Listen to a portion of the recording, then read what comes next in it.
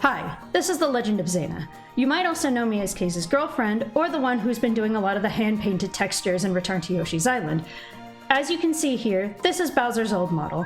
In one of the previous videos on Kay's main channel, we updated Bowser's model with a few mixed receptions here. We're going to be breaking down a lot of the changes we made to the brand new model and how we finalized it. We read your comments, we saw your feedback, now let's address the final changes. First, we want to go over the eyes. If you saw the previous video on Mario's updated model, eyes are by far the hardest part to get right on any given model, especially when it comes to fixing and updating. There's a little bit of a curve, his eyebrows are a little curvier as well, he's got this grimace and menacing look. These eyes were hard to get right, but I think after this final attempt, we finally got them to look proper. In our first attempt, the scales are very small and are a little hard to read up close. A lot of people also address that these look semi-realistic.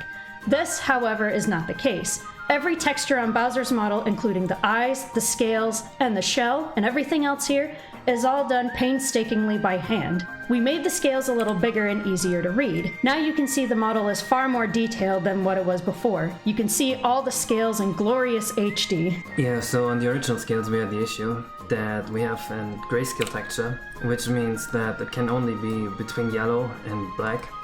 And it's still a grayscale texture, but I invented some new combiner, which it's basically like shaders for N64, but shaders are very, very limited on N64.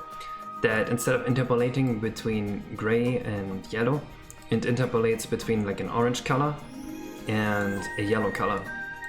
That makes the vertex colors a bit more limited, but since we only needed this limited range, it works out perfectly. Finally, we want to address the vertex colors.